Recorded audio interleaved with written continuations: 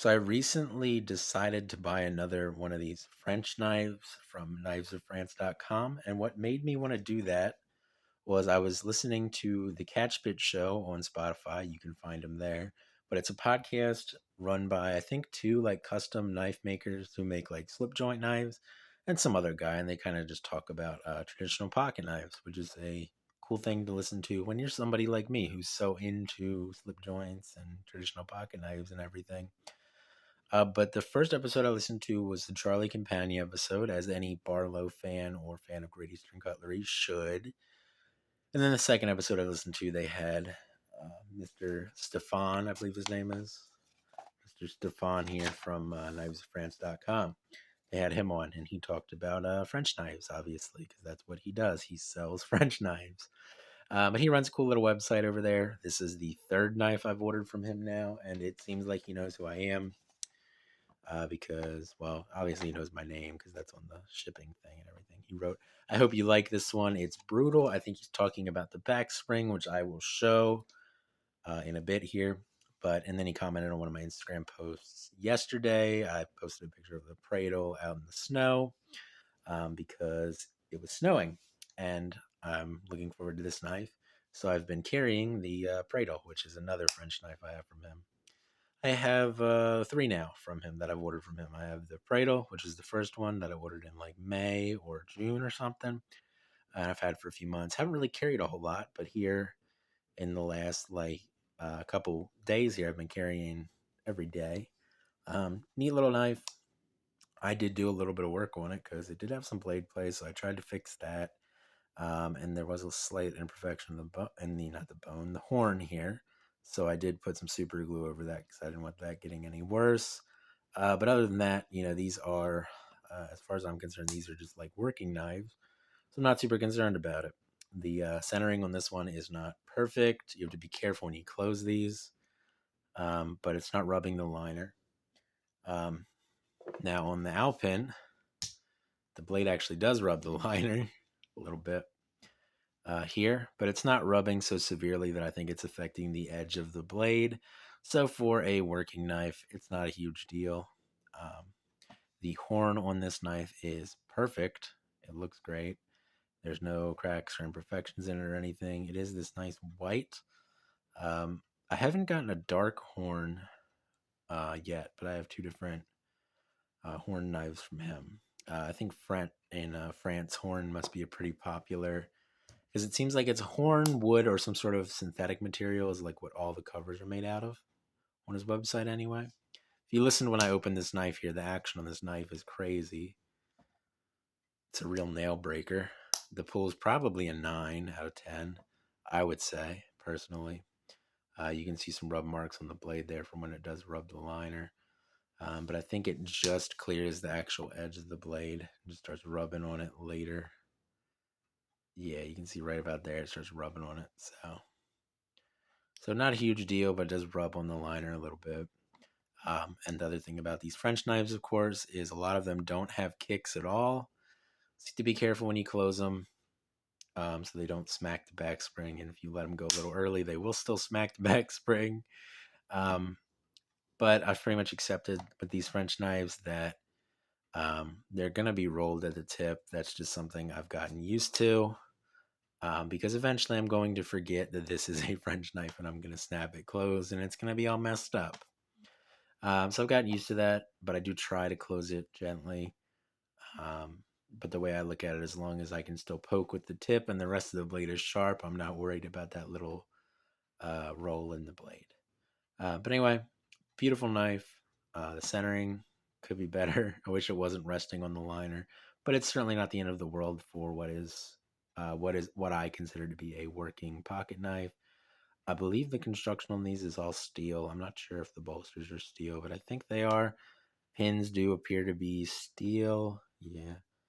Um, but yeah, so I think the construction on this is almost all steel. The blade is C75 carbon steel, just like my Pradle here. So if you want to get a look at what the blade will start to do if you like cut fruit with it and stuff, is it'll start to patina a little bit. And of course, over time, if you don't take care of it or whatever, it will rust. But if you just cut food with it, use it, and clean it off and everything, it'll develop a nice patina, which is a reason why I like carbon steel to begin with. But the Alpin is a cool looking little knife here. It's got this long clip point blade that's reminiscent of like the Laguiole. That's how you pronounce that, Laguiole blades. Very similar to those, or like if you're an American, it's also pretty similar to like a lot of blades on like a toothpick, but this one's beefier. It's not as thin as a lot of toothpick blades are. You got a lot of blade to sharpen. And from what I understand, that is why the blades often rest on the back springs with French knives, is because the knives are made so that you can sharpen them pretty much infinitely, and the blade's not ever going to peak above the handle, which, if you do that with like an American knife or a knife with a kick that leaves plenty of room to not have blade wrap, eventually, when you sharpen it enough, the blade's going to be above the handle, and that tip's going to be like possibly catching on your pocket or whatever. This way, you can sharpen the knife for pretty much forever until there's no more knife left, and it's not ever going to be unsafe. So, that, from what I understand, is why they do that. But as an American, it's still hard to not slam them shut. Um, I believe in my Prado video, I made a joke about closing the knife like a Neanderthal, but that's how I close every knife besides these French knives, where I have to be careful closing them. So I have to remember in my head, like, hey, let the blade down gently, don't snap it shut. And the blade, since it does rest against the liner, I think, doesn't really want to like close the whole way when you let it down gently. So you just have to, oh, well, I just did there. Okay, is it going to prove me wrong?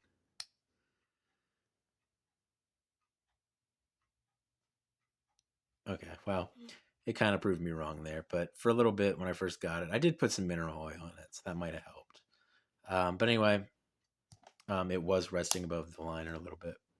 But anyway, the action on this one is crazy. It's like a nail breaker. Couple little interesting things about this knife. If you look at it when it's closed, the tang of the knife sticks out past the bolsters here. And then if you look at it when it's open, something that I thought was interesting. See if I can show it on this side. Yeah, show it on the side better. You see right there, the back spring meets the back of the blade outside of the bolster, which is interesting. I don't think any other knife that I have does that. So that's an interesting thing. This knife doesn't have any blade play, which I'm happy about. Blade play drives me crazy, as I think a lot of you know by now. Of course, I do wish the blade was not rubbing the liner, but it's certainly not the end of the world for, once again, what I consider to be a working knife. So if you're looking for, I don't know, this knife, a knife like this one, maybe you want to pick up a Pradle, um, which is kind of like a giant 15 GC, or like I think I compared it to like an Otter 3 rivet knife. It's similar shape and everything. Very comfortable to hold. A rather large knife. Um, Super, you know, nice knife in my opinion, especially for the money. Um, but if you're looking at any of these knives, or if you just want to look at what kind of knives he has, you go on over to knivesoffrance.com, knives-of-france.com, and look at the knives he has. He has some stainless ones and some carbon ones. So no matter if you like carbon steel or stainless steel, he probably has a traditional knife over there that you would be interested in. And he does, let me show you here. He does do some checks on the knife before he sends it. He makes sure that it has been that it has an edge. Make sure it functions. He makes sure the handle is not falling off of the knife, and that it comes with a box. If you want to follow him over on Instagram, it's knives_of_France. And that's how I found him. He started following me on Instagram. And then I was like, what's this guy all about? So I went over and looked at his thing, and I saw he was selling French knives. So eventually, at some point, I decided to go ahead and order the Pradle from him. And since then, I've ordered the Pradle, a barrel knife, which I don't have here, and now this Alpin. Um, and, I'm pretty happy with it. Um, Overall, anyway. I believe this knife was about $55. If I look here on this packing slip, it was 54, and then he charged this root package protection, but he didn't charge shipping.